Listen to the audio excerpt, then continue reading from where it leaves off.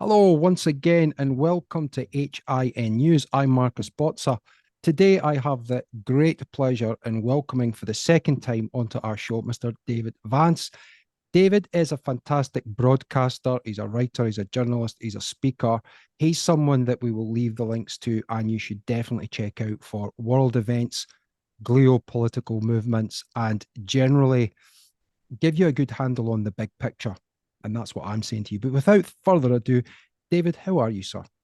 Yeah, I'm very well, Marcus, and thank you very much for inviting me back. I'm glad to make a return to your channel, and yeah, I do appreciate it. And in these mad times, it's good when sensible folk can get together and talk about stuff. Uh, Indeed. And I think a lot of people who listen to podcasts or watch interviews like this they'll know they're not alone, that they're not going off the rails, so to speak, because as we spoke about just briefly before, obviously the first thing we're going to talk about, if that's okay, David, is the Israel Gaza Palestine situation.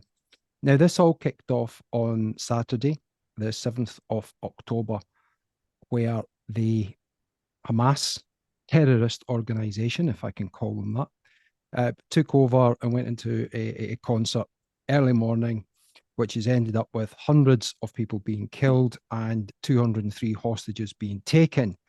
The death toll, for what they can believe, David, is something like 2,500 Israelis have been killed, and perhaps 5,000 Palestinians have been killed. So we're at an evening right now where a couple of hostages have been handed over from Hamas back to Israel. But can I just get an overview from yourself as to the situation as we see it? Well, can I take a step back, actually, if I can, Please. Mark, just to start with? You see, I think that the timing of what we've seen, which is horrific, no ifs or buts about it, is incredibly fortuitous, given that the wheels have come off the Ukraine-Russia psyops, which they've been running since February 2022. And that was very fortuitous when the wheels came off the COVID psyops, which started to fall apart in January 2022. So I look upon this in a way as kind of the globalist cabal playing their evil games in different ways, in different regions, with different players, but ultimately, the same intent. It's to scare us, it's to drive fear into us, it's to divide us, Marcus, divide us into different communities. Because the one thing the masters of war really understand is that to control the people, you got to divide them, you got to split them up. And as we were saying before we came on air, that has happened with a vengeance this time. Now, to bring it to what your question was, October the 7th and the slaughter of 1,400 innocent men, women, and kids, babies, apparently, in the Israeli border territory with Gaza. I mean, look, like any other sensible person, I was horrified at this, and as time has moved along, I'm equally horrified about it. So people say, which side are you on, Market? Choose a side. I'll tell you the side I'm on. I'm on the side of innocent men, women, and kids, be they Palestinian, be they Israeli, or indeed any of the other regions in that area. I'm not going to be played. I wasn't played over COVID. I wasn't played over Ukraine. I'm not going to be played over this. Now, coming from, with my accent where I live, I've lived through, unlike many others, 40 years of terrorism. So no lectures on terrorism to me, please. I know what it's like from very personal experience, right? So I know the horrors of it. And I can see how people's good intentions are being manipulated, Marcus, unfortunately. And I see it particularly in social media, where I can remember, whenever there was a big group of, well, a reasonable group of us opposed every aspect of COVID tyranny, every aspect of it. And then came along Ukraine, going back to my original point. And some people didn't see that, couldn't see that this is continuity, splitting us up. Look over there, quick. Look at Kiev. Don't worry about those adverse reactions. Cough, cough. Right. But some people didn't see that. And now, honestly, my feeling is it's the same. Quick, everybody, forget about Kiev. Look down at Gaza. Look at Israel. And let's throw in a bit of Iran and potential nuclear conflict for added laughs. You know, that's where we are. So all I would say is that I view every human life as precious. Everyone, because they are. A little Palestinian child is as valuable as a little Israeli child. I don't differentiate. However, by the same token, you know, terrorism is an evil, and it does have to be dealt with. And I put out this point earlier on my social media. Like, if you were living next door to someone who made it clear that their only ambition was to kill you, that was their aim. They want to kill you, and they wanted to take your property. What would you do? And that's the question. No, I mean, and it's great that you touch on the psyops that we know are real. We're not conspiracy theorists. The 77th Brigade, which is a division of the British Army, is there to deal with intelligence, disinformation, and malinformation. And it's out in the open. And partly, a lot of this came out, whether it was by accident or intention. It's so hard to distinguish what is a mistake and what is incompetence and what is planned. But Isabel Oakeshott, when she was writing Matt Hancock's memoirs, a lot of this came out, that it was all planned. They wanted to scare the bejesus out of us. And fear was used as the greatest blunt instrument of all time to get people to do what they want. So you are perfectly correct to put it in its context, that we went from COVID to the Ukraine war, and now we're into this. And that's how it's gone. And climate change, of course, is running as a thread throughout the whole thing. But it's not the most climate-friendly thing, is it, to start firing missiles at people? No, I wouldn't have thought that was overly environmentally friendly. But then nothing about the environmental movement is environmentally friendly. So that shouldn't surprise us. But yeah, Marcus, it's just psyop, psyop, psyop. And actually, you know, when you look back in history now, you can sort of see that it wasn't just 2020 where the psyop started, but I think it's 2020 when some of us, like me, woke up and thought, hang on a second, this is really not right. So the thing that just always surprises me is that people fall into the psyop so easy. You know, Marcus, they take a side. You're being told, look, whose side are you on? Are you, you know, do you stand with Israel? Do you stand with Palestine, wherever that is, or Hamas, whatever? Look, but why? Why do I have this? I don't live in the region. I mean, this is another thing about Ukraine. I mean, there's loads of reasons to oppose that, but one of them is, look, you know, it's a regional conflict between Russia and Ukraine. So quite honestly, not my problem. Let them sort it out. Don't want to know. Don't care. And here, and I don't mean to be heartless, because I do care about human life.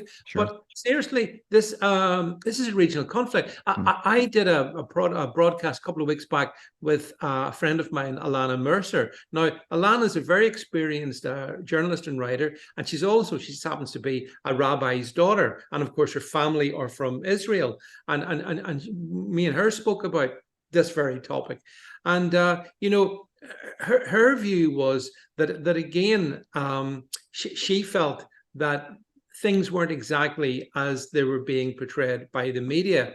And again, she was sort of saying to people that you know, we need to be very careful where we are being led into this one, because tensions in that region, as you know, Marcus, go back, I mean, thousands of years. I mean, it's bad enough in Northern Ireland where it goes back, you know, maybe 100 years or whatever. But when it goes back thousands of years, I just think, why are people in the West piling in, you know, and maybe not realizing the insensitivity or the inaccuracy of what they may or may not say? So that's, you know, that's how I viewed this, is just, right, they've kicked off the next psyop. It split us up, though I would say, just my own feeling is, I've seen more people who were relatively united around Ukraine and COVID now very much drifting into one camp or the other. And it's very hard to stop it. And you know, I did see a bit of the video footage the IDF released about what happened on October, the actual killings on October 7th. And I mean, you watch that, and it's horrific. But then again, my first principle is terrorism is wrong. It doesn't matter who's doing it. It's always wrong. And so you deal with terrorism as robustly as you can. But that's not always possible. No, you do indeed. And I think for a lot of us, the writing was on the wall and the warning signs were there from the Joe Biden election and the interference from the US election, which I and hundreds of other people, thousands, probably millions actually throughout the United States, believe that there was electoral interference. And it's been officially confirmed, even as far as social media is concerned, that there was suppression of tweets and information from the then President Donald Trump and his team and his press office. We also know that there was suppression of the contents of Hunter Biden's laptop by the Secret Services, which would have definitely swung the election. But looking at that, I mean, it is such a mess, and we can't sort all that out. And I stand with you. I stand with David Vance and everyone else that's asking for cooler heads and peace in the region. I know that sounds a little bit glib, but it's as simple as that. It isn't something that we really should be involved with. Same with Ukraine, same with all these foreign conflicts. Many people are saying, David, they've got enough problems with the cost of lockdown crisis, with mass unlimited, unfettered immigration. And now, if we can bring you on to this point, we are besieged with people who are ideologically opposed to our standards and our way of living in the West. What do you feel? What do you feel this is turning into? Sorry, I just wanted to add, Marcus. I forgot to say the thing that that Alana Mercer was saying was that which actually emphasizing her own point. And there she is, a Jewish lady saying this. She feels that America, particularly America, needs to keep right out of that region's affairs. She said there are some very powerful powers in that region. You know, Iran's one, Israel's one. Sure. She said, let us sort it out ourselves. She was, and this is the point. You mentioned Joe Biden as well there, Marcus. I mean, I believe this sort of demonic regime that's in Washington, D.C., just since the minute it got into power, it's war. And you know, clearly they lost interest in Ukraine. Meanwhile, almost 400,000 maybe dead Ukrainians. Doesn't matter. They've now moved on. A new source of you know, financial gain in the Middle East. So there's that. But to come back to your point, like what we see at the moment is that there are people who do not want to coexist with us. That's the truth. It's the truth of the matter. And there's an unwillingness to accept that. And I don't have to pick a side, but I can sort of say, well, hang on, I'm on the side of humanity. Like I want to be with people who, you know, the biblical tradition, love thy neighbor. Sure. What's so wrong with it? I mean, as I grow older, I'll tell you, one of the things you appreciate as you grow older in life is the sanctity of life. You realize how important it is because you're more mature, and so hotheads don't necessarily lend itself to aging. And so I sort of think, well, if people want to kill their neighbor, and if people want to, and that could be on all sides, right? Then I think I've got a fundamental problem with those people, actually, to be honest, because they lack the humanity that you have, that all your followers have, and that mine have, whereby we accept that there can be difference, not a problem. People totally welcome to disagree with me on whatever they want, Marcus, but you absolutely no right to try and want to, to kill me. You have no right to do that. And if you can't accept that, and you're living in this country, the United Kingdom, and this is the big issue for me over, well, the weekend past with the demos in, say, London, and I believe another demo this Saturday in London as well. I'm beginning to wonder, what sort of has our country been invaded whilst the politicians were asleep? Or maybe they weren't asleep. Maybe, just maybe, what we have is a cauldron of seething anger and here in the UK. So the tinderbox isn't necessarily just in Gaza and Israel. Maybe the tinderbox is in London. Maybe it's in Dublin, Belfast, Glasgow, well, you name it. And is this part of what we see as the broader picture which is something, I pretty much do believe. I think there's a broad picture, there's a broad game in play, and then there's these episodes within it, and each episode is contrived for a purpose. But if I see 100,000 people wandering through the streets of London, like we saw at the weekend, and I was Jewish, like, I wonder how I'd feel about that. How would I feel if I was a Jew on a London Underground tube with the driver singing Free Palestine? Like, again, driver's perfectly welcome to that opinion, but no way should that be, expressed in that way. That is so incredibly insane. And yet, here we are. Here we are. And there's so much in what you said, and so much of it is right on the money and makes sense. When you see the two-tier policing that we have now throughout the UK, where even a couple of lads holding England flags, the rugby was on, they had their St. George's flags, they came out and they were told to remove the flags of their home country, David, because they may inflame a riot, and they may well be now at personal risk. For the moment, anything racist or even close to racism is said. Let me finish. For the moment, anything gets anything close to that, all right, people are going to start getting arrested. This is just a verbal warning to let you know. Slowly but surely, there's incremental change where that's the people of this country, whether we want to call us indigenous, we want to call us the homogenous ones, the white skinnies. All our rights and all our cultural values and our history is being eradicated. You're right. There has to be a backstop, David. No, it absolutely does. I saw that incident, the one you're talking about, where in a sea of Palestinian flags, a couple of blokes have got the flag of St. George, the flag of England, and the police basically tell them, you need to check yourself because that could be racist. How is it possible to be racist in England with the flag of England? And the only way that can be is if we are morphing very slowly, but nonetheless inexorably, into something that's not even British, Marcus, never mind English just. I took great offense at that on behalf of my many English friends. And I mean, I don't think people necessarily understand just how bad that is. The Metropolitan Police Force should be disbanded. It should be axed. It's a disgrace.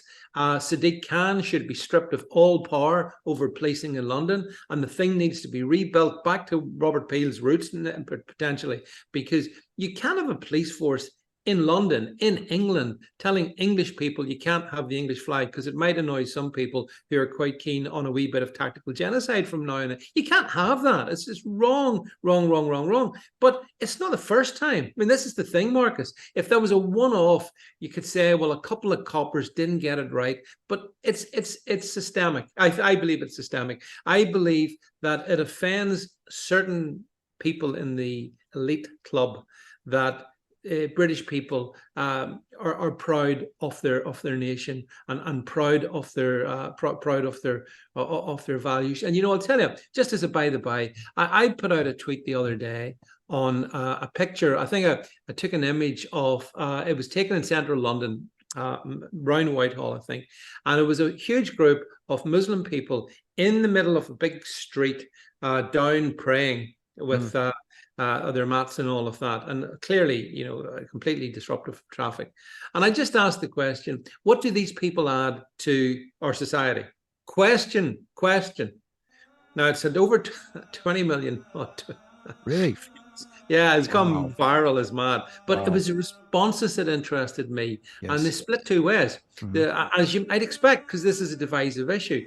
Half the people were asking the question, were basically saying, we don't think this is adding anything to British society, And the other half were people saying to me, how dare you try and define what British society is? We're now defining it. We might be the masters soon, so just hush your mouth. And I'm thinking, so in my own country, there's this group, and they're now saying to me, we'll determine what British is. And if we're in the majority, then we get to say that. So again, I feel that we do have to be very careful. What happens in the Middle East really is the affair of the Middle East. What happens in the UK is the affair of the United Kingdom. And I'm asking, how on earth, Marcus, have we got to the point where we appear to have almost imported a foreign army? I met a chap, I was out this afternoon, I met a chap in a shop who recognized me, and he came up to talk to me, and he says he can't understand that even where I live, the scale of demographic changes, and the fact that there are these rallies on behalf of places far, far away, and some very fervent enthusiasts for it as well. And so, has the UK been invaded and we just haven't got the memo? I mean, yeah, that's a point of view, isn't it? Has it? Seems to me it might be. Yes, it's been invaded, and there's all sorts of theories and facts out there to see what has happened. The warning signs went to the first ones that I can recall, probably the late 60s, where Enoch Powell, God bless him, really put his career on the line, put his safety on the line, his family's safety, everything he had, and he really was the man with the vision and the bravery and the tenacity. And we should never ever forget Enoch Powell and the contribution he's made to this country. And he said, "You will, on his trajectory, be replaced demographically, religiously, spiritually." And you can see this, whether it be the ESG, the environmental social governance. The banks have really come to the fore, I think, for a lot of people, and shocked a lot of people about the FCA. Yeah. All the regulators are on the same path and the same mission. You can't trade, you can't speak, you can't have a bank account unless you meet our criteria. We're like this sort of Soviet state or a banana republic now, where the courts are influenced by everything that comes from the FCA. The police are influenced and recruit on the back of these diktats. You have the diversity, inclusion, and what's the equality? I like to call it the DIE, die, because that's what's happening to our culture and our country. Diversity, inclusion. So it's all, if you want to be diverse, that means you're going to have less of what was there before. I always say to people, take a bowl of your favorite, your hot broth or your lentil soup, right? You love it. It tastes fantastic, David. A little bit of salt and pepper in there. There's your diversity. But then someone comes along and they've got a whole tub of tara masalata, and they pour that in and pour that in and pour that in. And eventually you can't taste the broth. It's gone and it's never coming back. Good analogy. And it's really fascinating you mentioned Enoch Powell, because I was over at an event in Cardiff a couple of weeks back, and I gave a speech. And one of the points I was talking about in terms of the almost the obliteration of Britain goes back to that speech that Powell made in 1968. In 15 or 20 years' time, the black man will have the whip hand over the white man. Well, I can already hear the chorus of execration. How dare I say such a horrible thing? How dare I stir up trouble and inflame feelings by repeating such a conversation? My answer is that I do not have the right not to do so.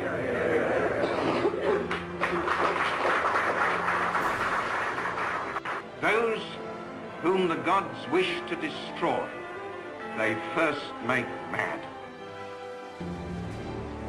We must be mad, literally mad as a nation, to be permitting the annual inflow of some 50,000 dependents who are, for the most part, the material of the future growth of the immigrant-descended population. It is like watching a nation busily engaged in heaping up its own funeral pyre. But the real significance of that speech wasn't that the fact that it was true, because it obviously has been proven to be true. But look what happened to Powell, Marcus. Powell was cast into he was very promising, political career. That was it. That was the end. So even in 1968, and that seems a long time ago now, you know, you weren't allowed to say that we have to stop this tsunami. And if you consider what Powell understood and knew back in 1968 versus what you and I and all our viewers see in 2023, I mean, it's incredible. We now do have our capital city is a minority white city. Birmingham, second city in the UK, minority white, and this is the trend.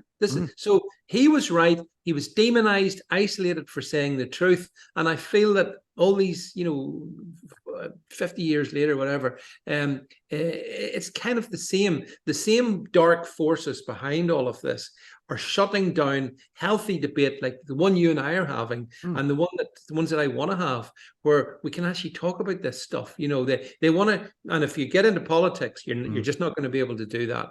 The politics is completely controlled, I'm afraid, as Enoch Powell found out, but he was right. He was 100% right, and for the younguns out there, we will say that Enoch Powell was cast off, as you correctly say. He was demonized. And he went to Northern Ireland, I believe, and he became an MP for was it the DUP? I think he was Ulster Unionist, but sorry. Yeah, he was a Unionist. Yeah, I remember that. I remember that time very well. He came to this part of the UK because he had nowhere to go in the rest of the UK. It's kind of tragic when you think about it. But truth telling back in 68 about the subject of the demographic change of the UK was unwanted. And now it's still unwanted, but the changes, I doubt that Powell would even have considered it to have things could have gotten as bad as they have. And I don't think they've reached end stage or anything like it. They haven't reached end stage. I again, this might sound a bit controversial, but I'll say it. I've said it a few times. Around the UK, we have all these hotels, well, 4-star hotels, whatever. It doesn't matter what star they are, where we're putting up these young men, illegal migrants, call them what they are. I'm not going to use asylum seeker euphemisms to disguise it. Illegal migrants in all these hotels, and it dawned on me the other week, and it dawned on me because there's a little seaside location I know very well. I live nearby it, and they have just one hotel. It's a very small place. The hotel is closed down, right? It's turned into one of these places for keeping these illegal migrants. There's about 250 of them in the hotel. Yes. But I don't look upon them as hotels now. I look upon them as barracks. Barracks for an invading army, which we're putting up, which we're funding. Our taxes are going towards. And I was thinking to myself, there's 250 people in that one sleepy coastal town. And there's about maybe half a dozen policemen in that town. Just imagine for 1 second, if you will, that 250 people rose up. That's right. Who defends it? Like it's beyond a lot of people's imaginations or thoughts or thought processes. And this is where we come back to the cognitive dissonance. You have 2 by-election results where you see that the Reform Party are trying their best. I went to their conference on behalf of Herd Immunity News and interviewed them, and a lot of them have got the same concerns as we do. Ben Habib, to a lesser or greater extent, Richard Tice, and a lot of their others. But we'll stick with Ben Habib for a minute. Stick with Ben Habib. Yeah, we'll stick with Ben Habib. I like Ben. Yeah, I like Ben. I've been fortunate enough to interview him. Nice guy. In his office. He's a great guy. He's a genuine guy, and he understands the concerns of mass, unlimited, unfettered immigration, and he openly speaks about it as someone whose family migrated over to the UK and have been very successful, and they've assimilated incredibly well. And that's now a dirty term, as assimilation. But if you or I were to go over to Saudi Arabia and we want to live the way that we want to live, swinging away at whiskey or whatever, we would end up in jail in seconds. So there is no diversity and inclusion over in these states that a lot of people are fleeing from, let's not forget they're fleeing from, but they forget all about that. Then they go back to their tribal ways.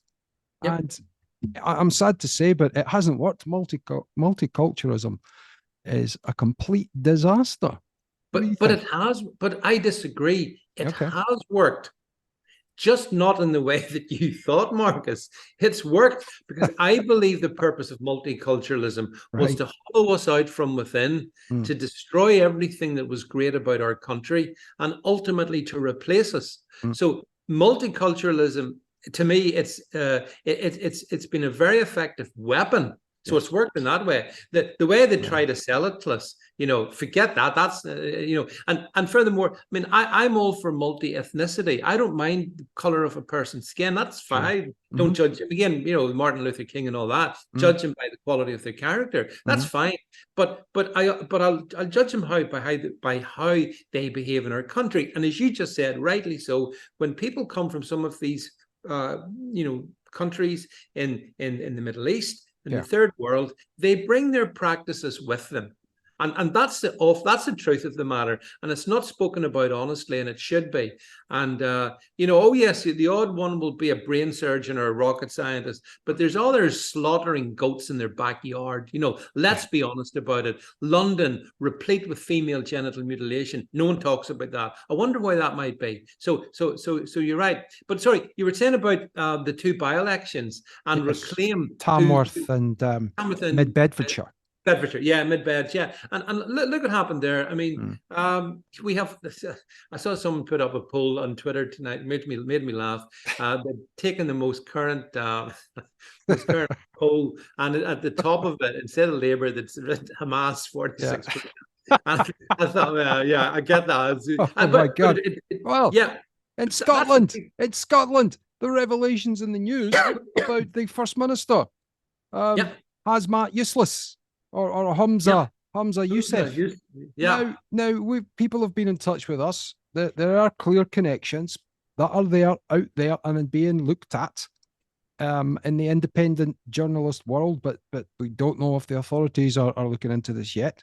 Between or certainly support between the First Minister and Palestinian dissidents that may or may not be linked to Hamas. Now, when your family are over there, they will be under the watchful eye 24/7 by Hamas because they've got a control over the running of the Palestinians. There are countries who actually recognize them.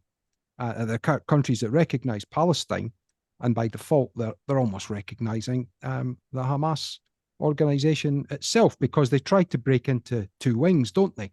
Yes. Like the Sinn Féin and the IRA. This is a very sort of old way of separating yourself from acts of terror into being diplomats. What are your thoughts?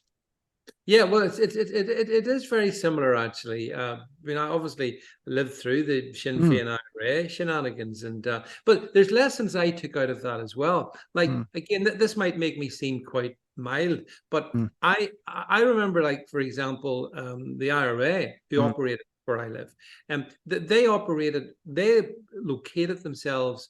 Their neighbors would have been just ordinary Roman Catholic people living in housing estates who wouldn't be aware that their neighbor or maybe the lodger in the upstairs bedroom was actually making, bombs and trying to go out at night and kill soldiers and other people like me. So they wouldn't be aware of that. So this is where I use the argument that I would never, ever have suggested that the British Army should go into these estates and wipe them all out. I would never, because you would have wiped out, for every one terrorist, you would have killed 9 innocents. Yeah. And you create 10 others. Yeah, and you create 10 others. Exactly, Marcus. Yes, you get it. So that's why, I think I disagree with collective punishment. And I've been shocked. I stuck a poll up the other day to say, do you think collective punishment is morally right or wrong? And there was about 40% of people who follow me now who were saying, yeah, it's right. And I'm thinking, no, it's not. No, no, no. Go and shake your head. It's not right. It's wrong. It's morally wrong. I think in all of this, it's really important that we keep a moral anchor. So just as I wouldn't have wanted to see, Roman Catholic friends and neighbors just mass slaughtered just because a terrorist lived amongst them, I don't want to see Palestinians mass slaughtered as well. I don't want to see that. But I do understand the difficulty that, say, Israel has in this. How do you go into Gaza and how can you distinguish between who's a terrorist and who's the innocent civilian? Really, really difficult. You can't. You can't. Sorry, Marcus. And the other thing is, Hamas, as you know, got into power in 2005 or 2008. Haven't held an election since. Media doesn't talk about that. So this is an incredibly difficult area, which brings me back to my initial point. The best thing we can do, stay the hell out of it. Stay out, America, stay out, and let them deal with the issues themselves. And I don't want to see money go into Israel. I don't want to see arms going to Israel, but I don't want to, sure as hell, don't want to see that going to Palestinians, because they can't really give it to Hamas. But I mean, I saw Rishi Sunak saying he stood with Israel, and then he put his next tweet was, "Here's 10 million for whatever it is, 10 billion. Who cares these days for Palestinians?" And I'm thinking, you absolute hypocrite. Let that money go to British veterans. Let that money go to our needs of our people, and stay out of other regions. It's very simple formula. Once we get, but of course, you sometimes, I suppose I'm preaching to the deaf, but I think we would do well to stay out. And I know that collective punishment is wrong, but I know terrorism is wrong. Indeed, and many people were shocked and alarmed, but unsurprised when Biden withdrew from Afghanistan, and he left behind, it was a reported sum of $93 billion worth of weaponry. Now, you've commented on this on your fantastic Twitter page, which we will leave the details from, and you mentioned this in your show as well, the David Vance show, that those weapons are finding their way all over the world. And many of those weapons will be finding their way into Gaza. Yep, absolutely.